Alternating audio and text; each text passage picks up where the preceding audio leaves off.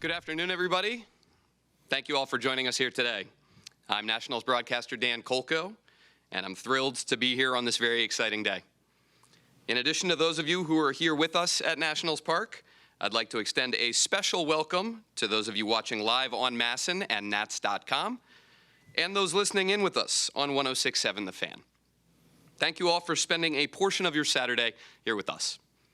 It's my pleasure to introduce Washington Nationals President of Baseball Operations and General Manager Mike Rizzo, the team's first-round pick in the 2023 MLB First-Year Player Draft, Dylan Crews, and his agent, Scott Boras. We'd like to extend a very warm welcome to Dylan's family who are here with us today, his mother, Kim, his father, George, his sister, Lindsay, and girlfriend, Jane. Thank you guys so much for making the trip here to Washington, D.C., and hope you've had a good time so far. We'd also like to extend a special welcome to Nationals Managing Principal Owner Mark Lerner and his wife, Judy. Hey, guys. And now, Dylan, to officially welcome you to the organization, I'm going to step aside and let Mike Rizzo present you with your very first Washington Nationals jersey. Beautiful. Awesome. This is the fun part.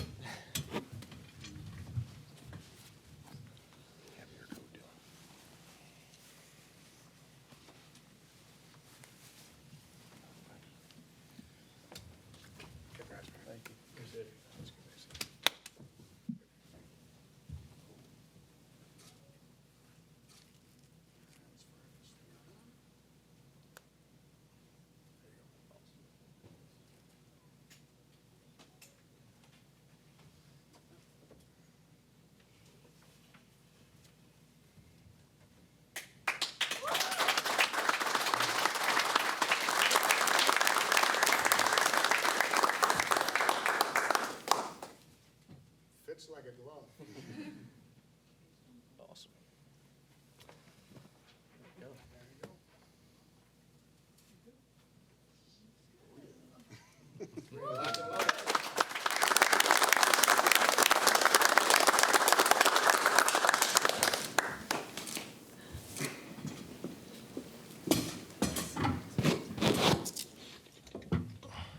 All right, we'll begin today's press conference with opening statements from Mike Rizzo and Dylan Crews before opening things up to questions. So we'll start with Mike. Well, another exciting day here at Nationals Park. Over the years that I've been here, we've been here many times, and few occasions could match the excitement that we have today. To get into the organization, one of the most decorated, accomplished, winning type of players in collegiate history to join the Washington Nationals is a special occasion for us. This is a player that left it on the field all season at LSU. We've scouted him since his high school career and through LSU, and one of the most magnificent careers that any college player has ever had. And it's just winning a national championship, I think, was the culmination of his collegiate career. And we have way bigger and way more important goals to accomplish with Dylan here in Washington, D.C. So without further ado, it is my pleasure and honor to introduce our new outfielder for the Washington Nationals, Dylan Crews. Awesome.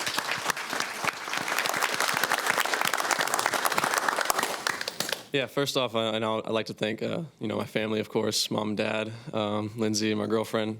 Without them, none of this is possible. They've made endless of sacrifices to get me to this point, and I'm just forever thankful. I want to thank the Lerner family. I want to thank Scott and the Boras Corporation, and of course Mike Rizzo. And I'm ready to get going. Looking back 10 years from now, it's just I really wouldn't think I'd be in this position right now. And I think it all starts with surrounding myself with the right people. And I'm just ready to get going. I couldn't be happier right now, and I'm looking forward to the future. It's gonna be awesome. All right, thanks, Dylan. Thanks, Mike. We'll open the floor to questions. We have Nick and Joey on each side of the room with microphones, so raise your hand. I will call on you, and one of those guys will bring you the microphone. We'll start with Jessica Camerato, MLB.com.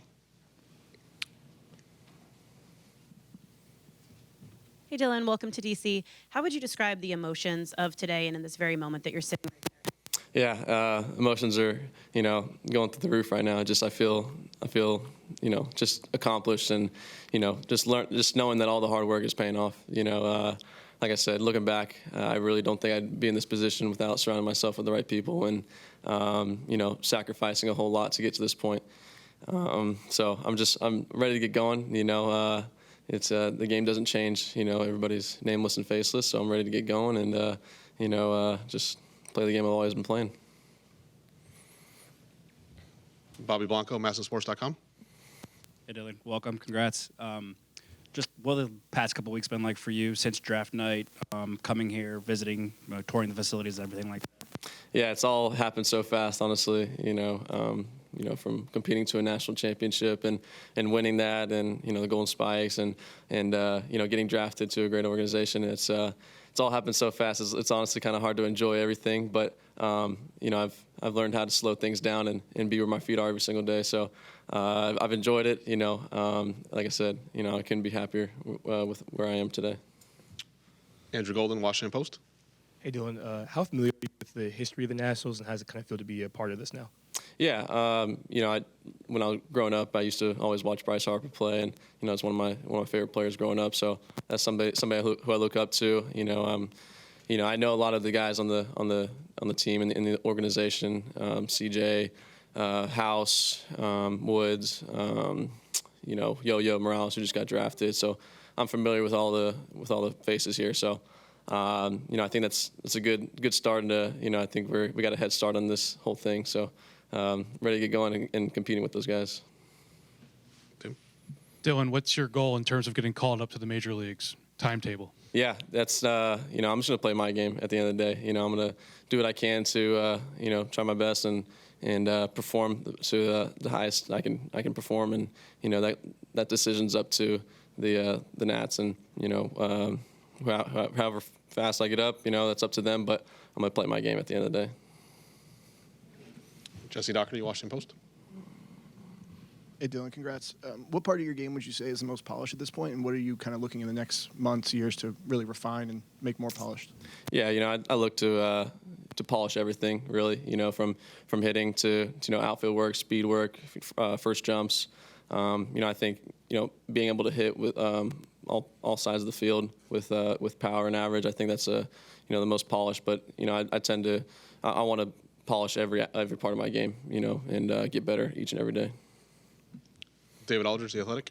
Hi, question for Dylan and for Mike. For Dylan, you just mentioned a lot of guys that are going to be part of this rebuild here in Washington, and I wonder what it feels like to know that there are people surrounding you that you're all going to kind of grow up together in this organization going forward. Yeah, it's pretty good. And like I said, I know a lot of the guys. I'm familiar with a lot of the guys. I think it's a good head start for us. Really, it's we kind of skip that getting to know each other part, and we get right to going and right to moving and getting to work with all these guys. So yeah, I'm really looking forward to it. Like I said, I know all these guys, very familiar with all of them. So ready to get to work.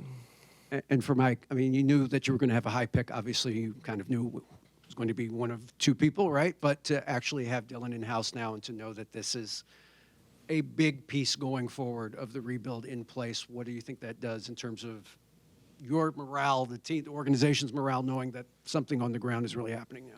Well, it's always great to add a keystone type of player in the organization. Like I've said before, we've been here before, and when I was out and about seeing some of the top players in the country this year, I knew I had my pick when I left the University of Mississippi against LSU. So it was something that we there was a lot of decision making, there was a lot of thought put into this, but my instinct was when I left that ballpark, I knew who we were taking. Jesse Doherty, Washington Post. Just for Mike, real quick, why were you so sure when you left? Just over the years, my experience in the draft, this was just a not only a unique player, but a player that I've seen for years. I've seen him grow as a player. He's been the man for 3 years at LSU. Had the target on his back, and you would never know it. He plays with a slow pulse and a low heart rate, a lot like Anthony Rendon was when I saw him at Rice. And this is a guy that it was about one thing. It wasn't going 4 for 4 and impressing the scouts. It was about winning that game. And he was, I would solo in on him. And he's pitch to pitch, and a guy that took great pains in preparation, and not only pregame, during the game, but post game. I'd watch him in the dugout, and he was always helping people and trying to get the edge. And for Scott, obviously you're fairly selective with the guys you take on out of high school and college. So can you think back to when you first either saw Dylan play or met him, and what your impressions were, and why you chose to work with him? One of the hardest things for a family to do and for Dylan to do was for all of us to tell him how good he is, and then tell him that he can be so much better. Because most players want to jump in at high school and their pro careers, but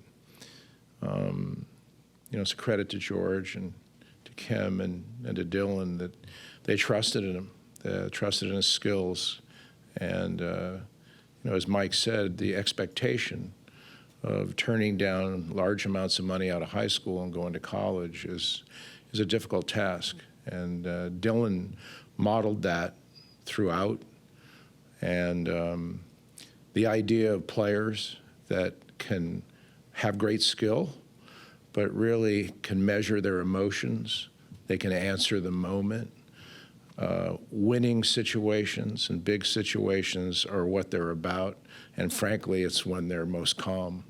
And I think that's the low heartbeat that Mike's talking about. I wish all those comments that Mike just made would have been told to me before the negotiation, because then we would have had an agreement, but you know how that goes. I want to point out one other thing, if I may, is that today, the final point of our negotiation was to ask that Annette Lerner come and meet Dylan and his family. And she came today. And she's a special lady, and we all have a very lost Ted. We all built a championship here. And we did it with core players like Rendon and Harper and Strasburg and Worth. And to see this next generation come, and with Mark and Judy and having Annette here, I wanted the Cruz family and Dylan to meet that history, to share in it and watch it grow, and let her meet the next future of the next generation of what Ted wanted. Andrew Golden, Washington Post.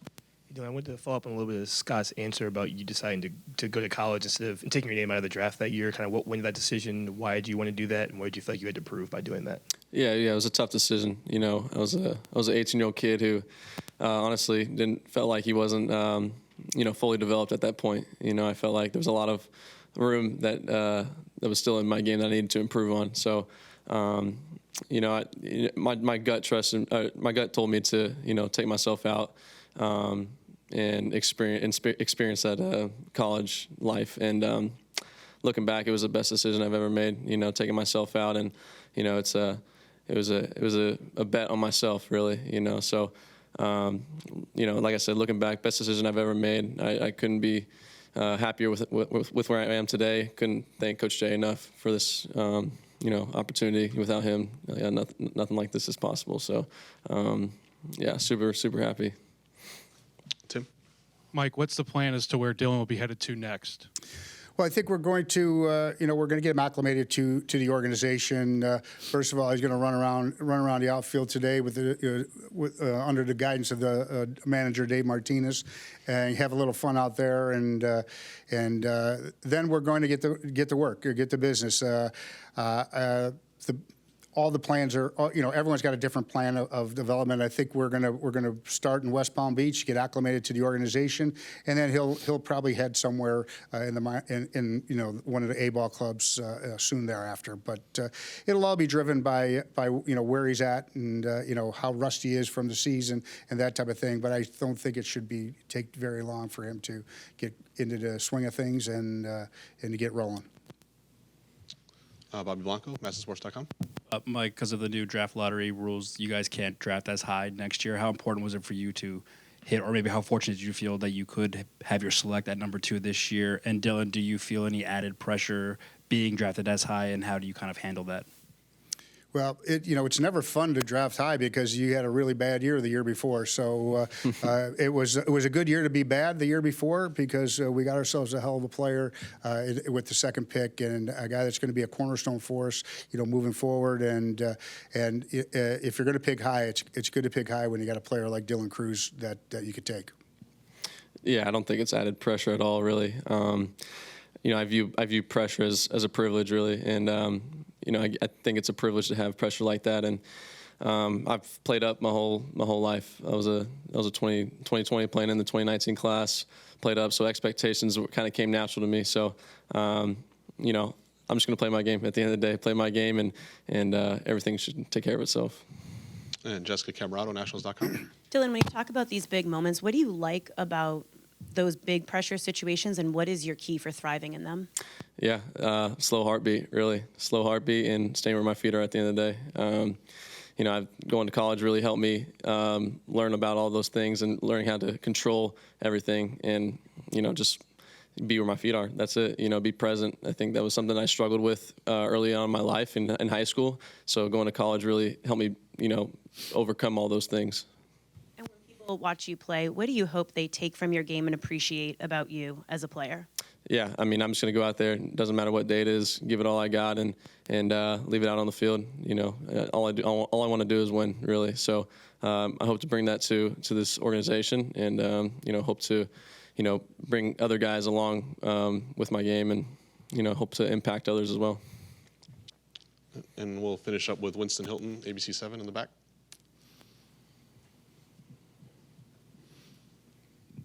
Hey, Dylan, welcome to Washington. Nobody really makes it here by themselves. How important is it for you to have your family right here to share in this moment with you? Yeah, it's so important.